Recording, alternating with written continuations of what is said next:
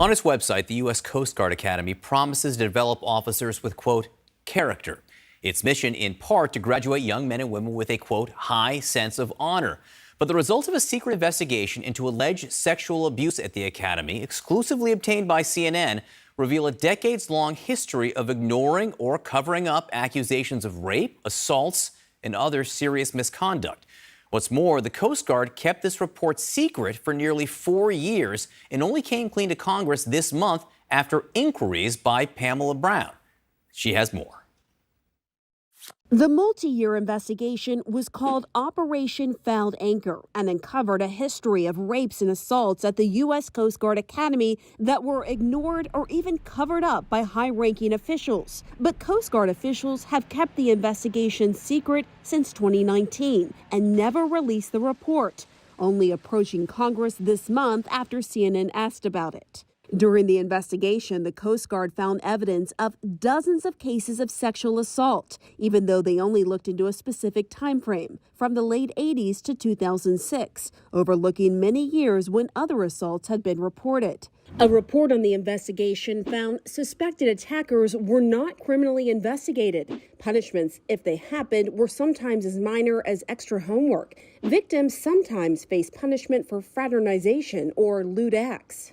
Many suspects went on to have successful military careers, while victims were sometimes kicked out of the academy. For those who stayed, it could be just as difficult. I was sexually assaulted 3 times. It was completely toxic and devastating to my sense of self, and left lifelong damages to my physical, mental health. This young woman is a recent cadet. She graduated in 2022 and says the Coast Guard culture has not changed. The Coast Guard Academy employs, reinforces, and cultivates a system that thrives on the trauma and pain of women and minorities.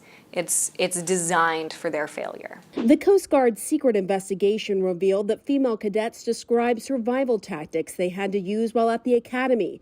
They would rig their doors to make it hard to get in, prop rifles against the door, or utilize a trash can. And that cadets were hesitant to report for a fear that as female cadets, they wouldn't be taken seriously. One woman described a fraternity of male cadets that hated women and didn't think women should be in the Coast Guard. You realize that if you say something, you are blacklisted, because now you're the girl who cried wolf. Even if it really happened. Even if it really happened. It sounds like, from what you've described, the survivors are the ones who are punished, and those accused of sexual assault go on to thrive. Exactly. When cadets get in trouble, there is this intense shame, this group shaming. The Coast Guard did investigate one of this victim's assaults, but told her they didn't find enough evidence. I was 17. I needed my mom.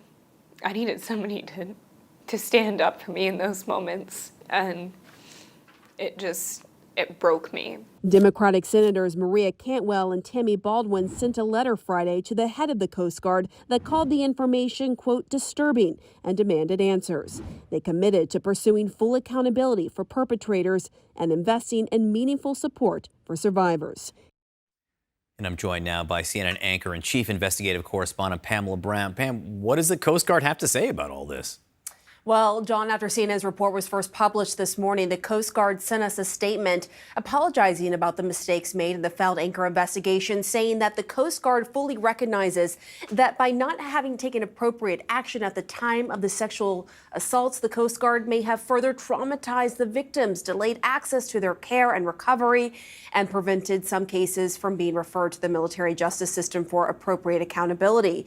The Coast Guard owns this failure and apologizes to each of the victims and their loved ones. And I will tell you, our colleagues on the investigative team, Blake Ellis, Melanie Hicken, Audrey Ash, we're going to stay on this story as it unfolds. John? Getting answers because of the questions that you and your team are asking. Pamela Brown, great to have you. Thank you so much.